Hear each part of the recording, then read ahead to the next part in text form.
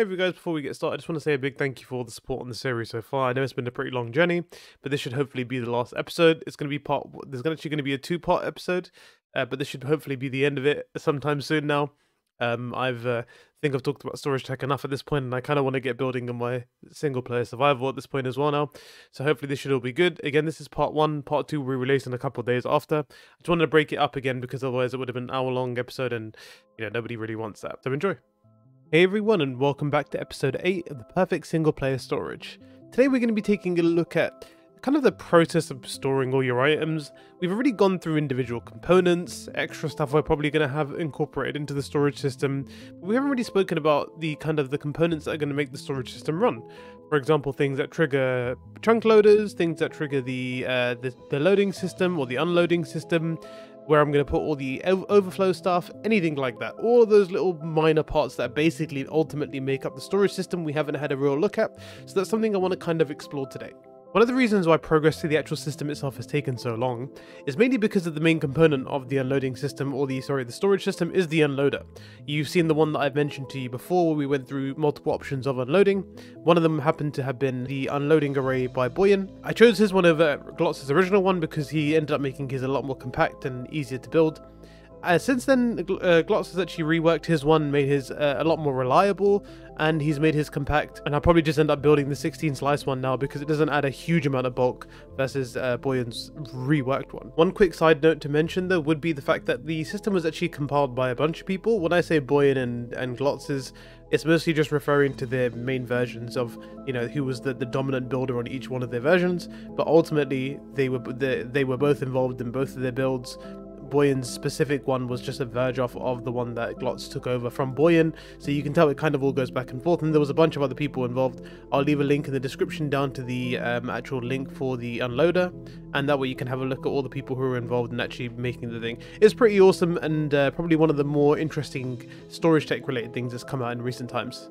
I've also been a little bit wary about some of the choices that I've made with some of the selections behind me in the storage hall, but I'm going to go ahead and go past that because I can always remove things if I want to. When I build this in survival, I don't have to follow the layout that I've specifically got here. It was mostly just a general idea, and the more I remove, the more I have for other things that I may want in the future, so all good.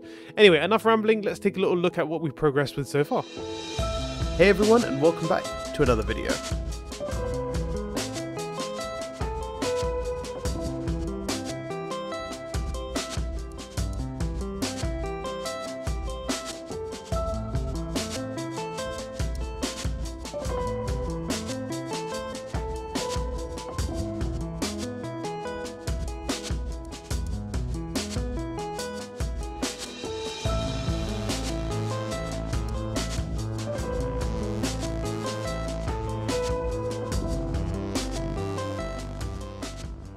Now, I want you to ignore some of the deco-related stuff for now. We're not going to get into decoration and choices on decoration on this episode.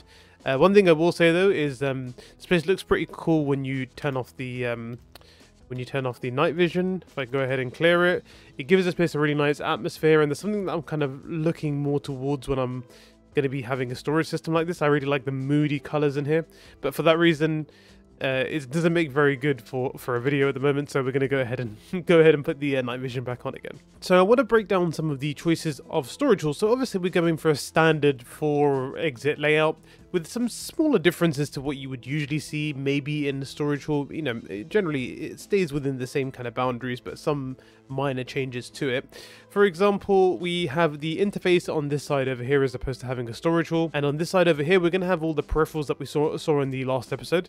You can already see the entrance to the smelter array and the brewing system here on the left, but again we'll get back to those a little bit later on. The other thing that I wanted to incorporate was, you can see this extra little room here. Now this was going to be based on, obviously I mentioned to you earlier, there's going to be a bunch of stuff that is going to end up ultimately going into overflow. So there's a few things that we need to outline of what's going to go into this room, and that's going to be a part of the processing of our storage unit. In fact, let me go ahead and get some signs so we can be a little bit more understanding of what's going on here. So the first entry into the storage area is going to be basically all the unsorted items. So we're going to do unsorted overflow. And then we're going to add unsorted unstackables. And yes, if you've been paying attention, I've made a decision basically that unstackables are going to be remaining unsorted, and mostly follow the same process of the unsorted overflow items, which is to be shoved in a box and basically kept in a separate storage area. And I don't remember if I really went through the reasons why that was going to be the case, but ultimately unstackables basically everything unstackable is pretty much renewable, like minecarts and chest minecarts and stuff like that. And those are all things that I have enough items for to always redo or rebuild. So like I don't know like what specific unstackables here I can think of at this point in time as I search the inventory, but I did remember there was a bunch of them that I didn't really care about. I've got a little list somewhere, and we can get back to that at another point. But things like armor and stuff like that, really the only thing that is worth sorting is armor and weapons and stuff. But even that becomes at a pretty large surplus through villager trading, so that should hopefully not be an issue. And again, they'll be popped into an unsorted if that's the only things I really need to look out for. Being sorted into a mixed loader with unsorted unstackables is totally fine. The other thing this little room here is eventually going to be used for, now I haven't really outlined the space here, there's still the crafting system that needs to go there as well, so we'll see how much space we got. But this is also going to be the room for the shulker storage.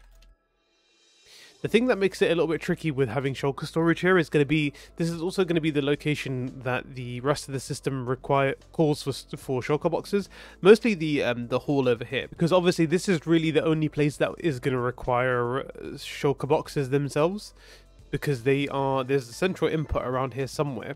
And again, this will be a part of the processing that we'll be looking at today.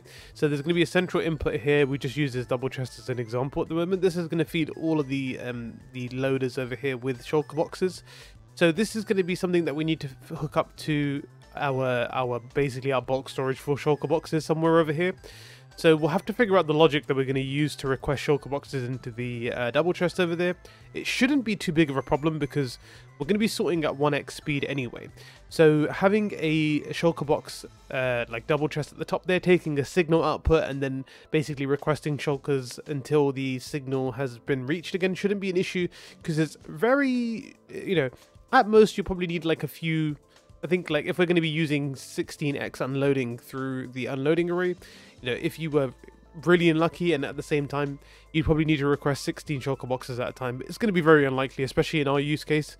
So yeah, having a little core system shouldn't be too terrible, but something that we'll have to consider, and that will make the location of this a little bit more confusing. Seeing as that we're already in the storage hall, I've kind of like dumped you guys in here with little to no like background or information on what's going on.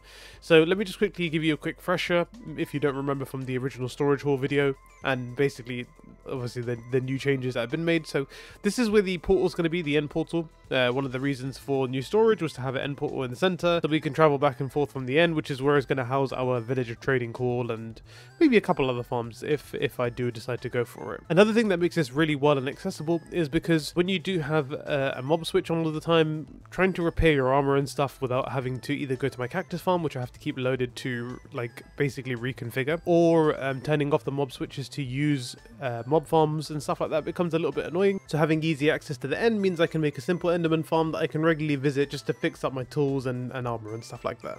Anyway, moving on, let's go ahead and look at the unloading array that we've now re-added into the system here. So we were originally testing this with Boyan's system, which I've now removed and now updated with Glotz's one instead. Now this is the majority of it is this little section over here. You can see I've already pasted in.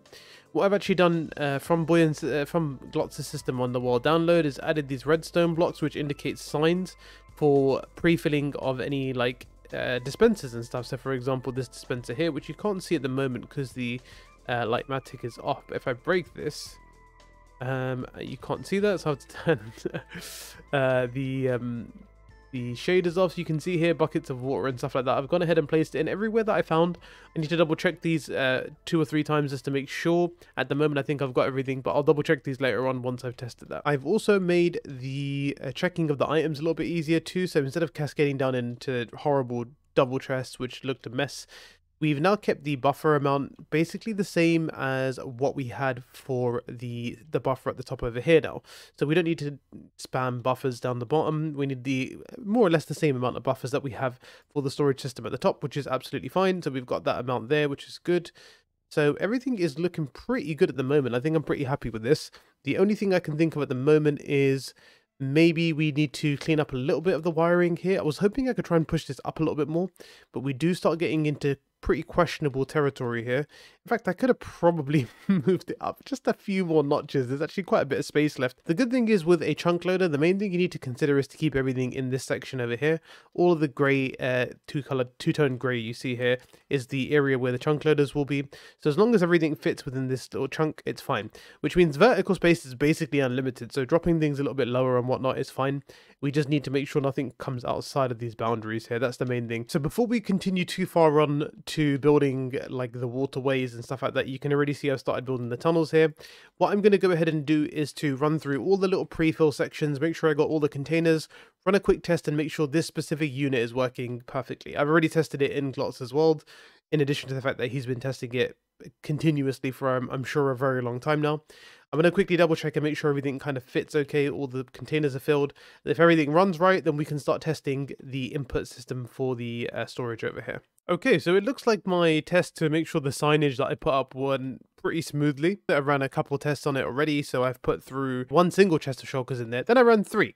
So I did a test of 27 and then I did a test of 162. Both came back positive. So there's actually a couple ways to fully test whether the system works correctly or not, just to, you know, a rough estimate, because I can't really sit there and count exactly how many items I'm supposed to have returned back at the end of it. That's a little bit long and I can't really be bothered. So the easiest way to test is number 1 to count the amount of boxes that are returned in the output, which should be the same amount you put in, 162. And the second way to test is to look at this double chest here. Now, this is one thing that used to break quite a lot when Boyan was testing the system originally, is that you would find that this little set over here would break. So you would lose some items and you know, sometimes you'd see stuff left over here. The best way to check if there's nothing in here, you're probably good. So there's 26 items plus 3 non-stackables, which is great. The other thing I like to usually check as well is just to make sure the filters at the bottom haven't broken, and you can see here these are pretty good as well. So we've got the 4 netherite swords, or whatever, the 4 unstackables, and then the signal 2 strength filter at the top on this side here as well. So none of those are broken, which is good, which gives me a good indication that this is going to be working fine. One of the things that makes things a little bit reassuring is when things actually work, especially when they're not things that you built, because it's way harder to debug something, a system as complicated as this thing at the bottom here. Anyway, so I've tested that. I've already started hooking up the outputs for it. So this is the main output for all the items that are going to go straight into storage. We've also got here the shulker output, which will eventually end up in the section that we make for the shulker outputs. And this is the unstackable. These are actually going to closely follow the same line into the area that I mentioned to you earlier, which is going to be the room to be over here.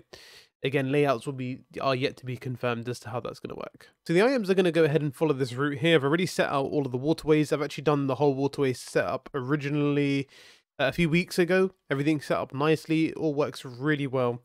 And I had a good return at the bottom here. So all of the unfiltered items are going to drop down here.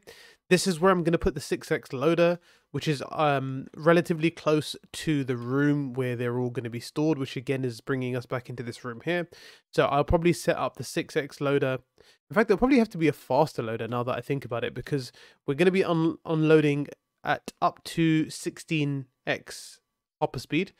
So I'm going to have to now make sure that this is an up to 16x hopper speed loader.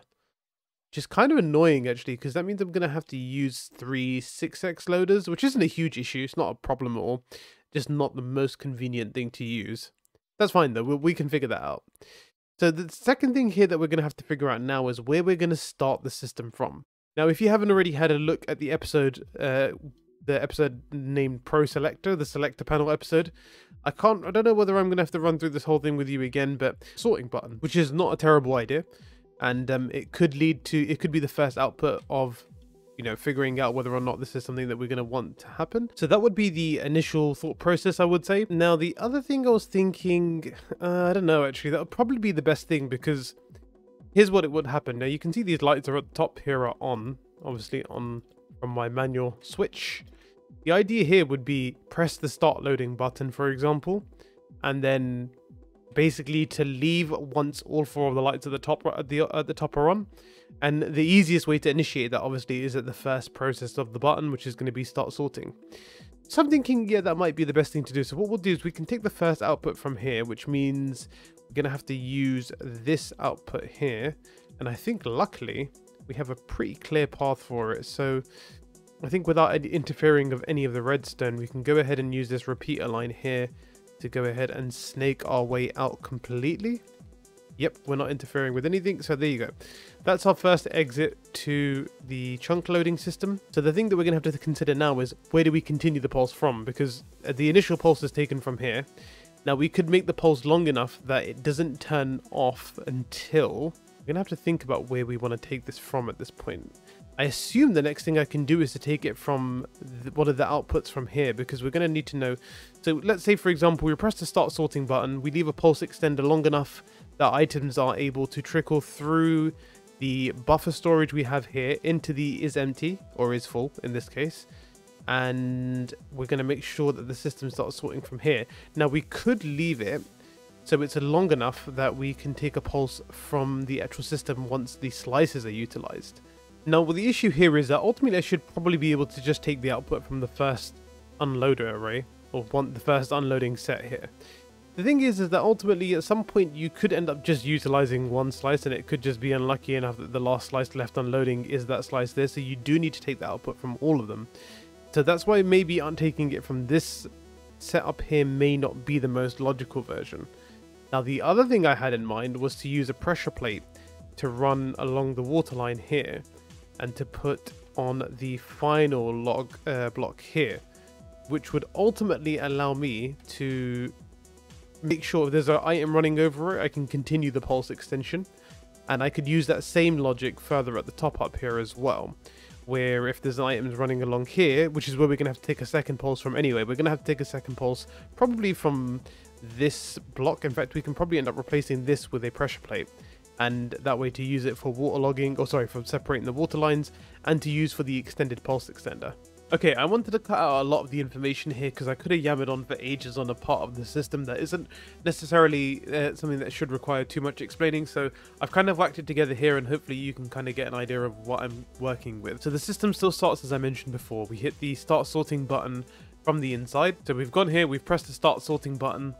This should now, if I press tick freeze, hold down the pulse long enough to activate this pulse extender. The reason for this is to activate the longer pulse extender, which is here, really big boy, which we keep extended for a very long time. Now this pulse extender should stay extended for a relatively long time, and that should also power this clock here, this hopper clock. This is going to be eventually powering the chunk loaders, and I'll run through the output here. It's really straightforward. Basically, the system is always off unless this hopper's signal strength is completely full. As long as this pulse extender is running and this item's going through, this hopper should end up completely empty, and this signal would only turn back on again when it's completely full, and it can't do that as long as items are running over. Once this pulse extender's run out, we basically got about 2 minutes or so on this clock here as well to turn off the whole system here, which should be enough times for all the items to come through, which I'll demonstrate in a little while. So this pulse extender will stay extended unless obviously there's no reason for it to. You can see it's already dropping signals here, and we're down to 5. The way this pulse is extended is basically from this water line here. So we've taken the output from both of the water streams, both from the ones where it separates the individual item types from the 2-item tracker, and the output from the actual items here. This pulse extender lasts long enough where once the items are inputted or I've pressed the button, there should be more than enough time for the slices to activate and items to start unloading before we have to worry about extending this again. Now we're getting down to 1, so you can see it turn off already. That was a fair amount of time that I've been talking between it turning on and off. Now what I can do again is we're going to go ahead and push this down. We're going to activate it again, and then we'll see here, once this goes down a little bit, which we're going to see any minute now, so this will go down from signal strength 15 to 14 already because of this pulse extender being turned off. And the way we're going to be activating it is by constantly running items over this pressure plate here. Every time an item is dropped over it, this should then increase the pulse extender one more time. That'll bring it back up to 15. So we have to always activate this pulse extender to make sure this one goes off. Otherwise it ends up flashing and there's a bit of a weird situation with this. So this is the dominant pulse extender to keep this activated. And basically this will just stay on infinitely until items are finished. Now I've tested this system out here. This pulse extender doesn't turn off until the very last item. So let's say for example we put a bunch of items through and one doesn't get filled. The very last item doesn't get filtered out. It's gone through the entire system. The last item will drop here. we've got about 10 seconds or 15 seconds before the last unsortable item has dropped down into this water stream before that pulse extender turns off.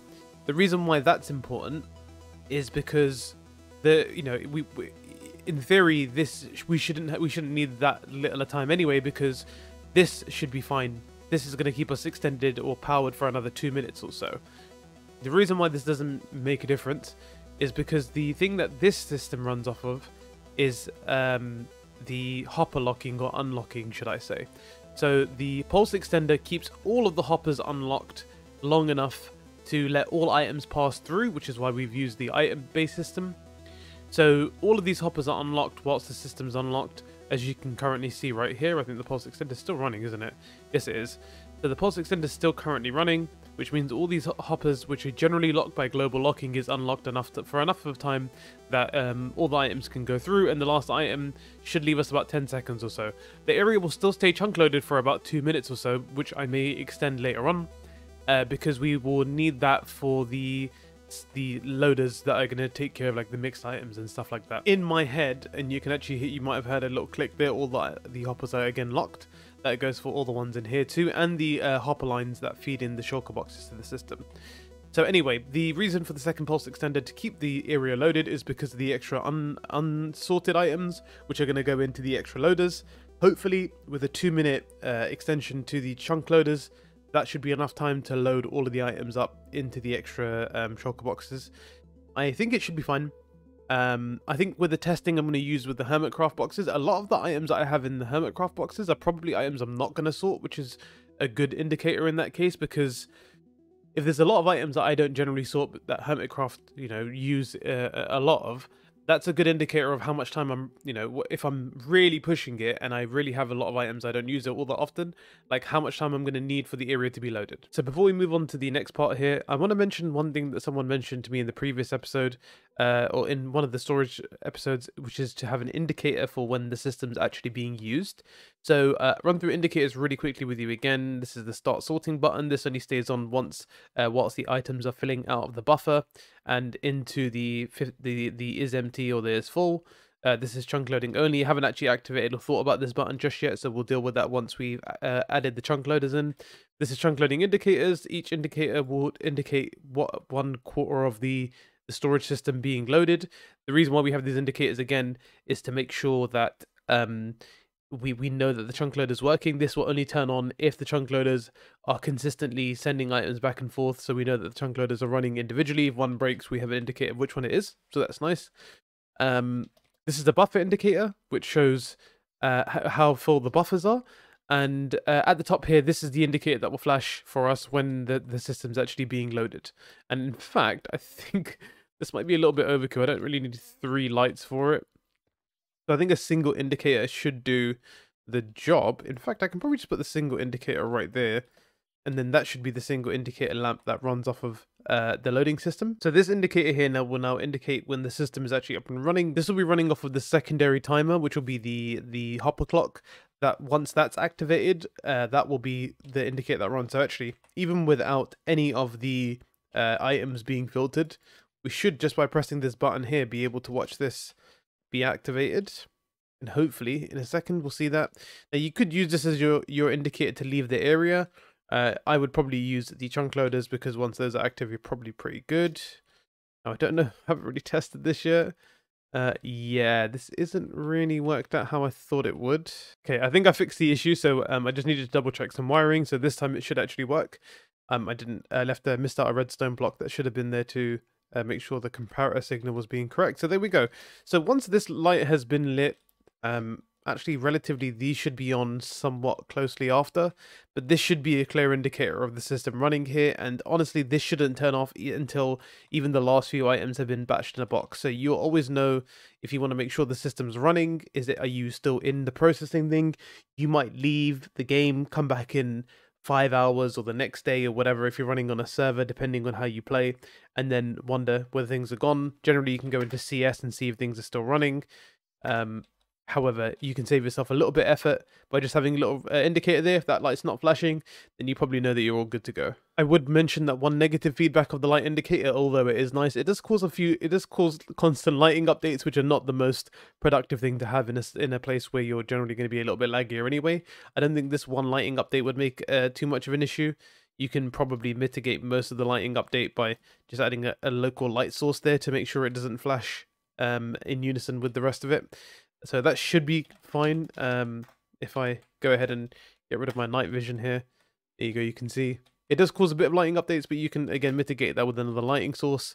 Otherwise, it's probably not a huge deal to get a little bit of a lighting update. And also it looks kind of cool, so let's leave it that way. So the idea here now is to try and round off this episode here, or this part of the episode. This is going to be a two-parter, as I mentioned before. I do need to split this up because it ended up being longer. So the way I want to round off this part of the episode is going to be to kind of finalize, like, you know, the last bit of this. We want to try and get to the point where we're almost a full sorting system or a full storage system. And the last thing that I needed to do was to add this little bit here. Now this is a mixed box loader by Command Leo. It's six times hopper speed. Works pretty well. It's a full clearance box loader too, so no items are left behind in the system. At the end of it, even if it's backed all the way up, everything should empty up before it's completed its process. So that's pretty nice. So this, I'm currently just testing one. I, in theory, need 2 more of these, but I think I'm going to stick to one, try 3 double chests of items and see how it goes. Hoping here, worst case scenario with all the Hermitcraft boxes and me not sorting a lot of the stuff that they generally produce, we should get a good idea here of how we're looking.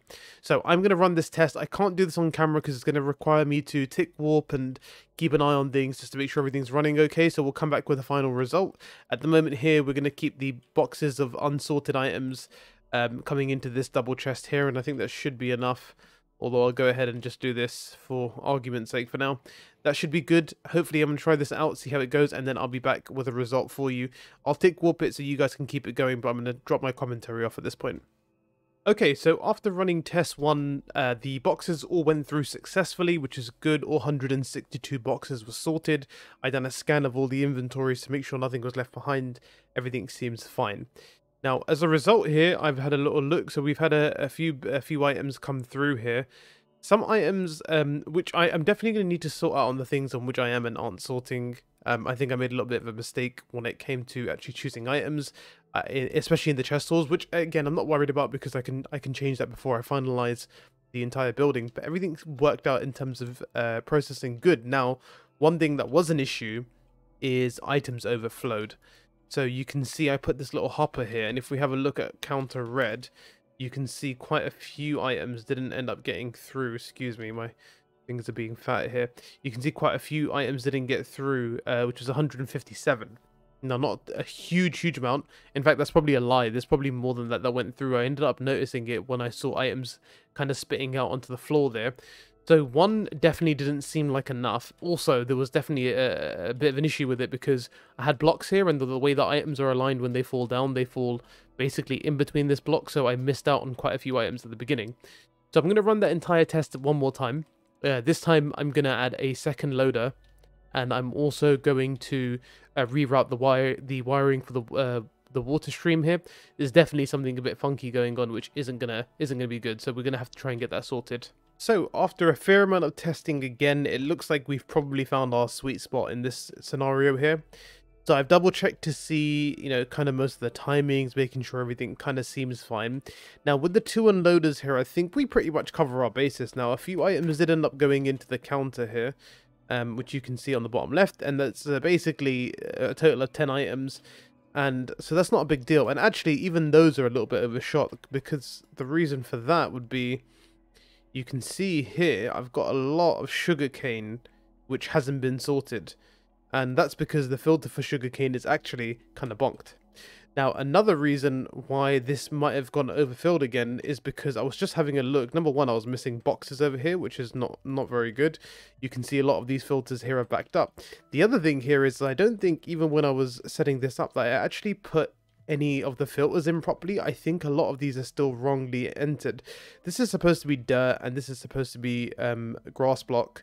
And obviously with the change, having them close together doesn't help. So I'm going to have to change it. I thought having a block on top made a difference, but I guess chests is not one of them.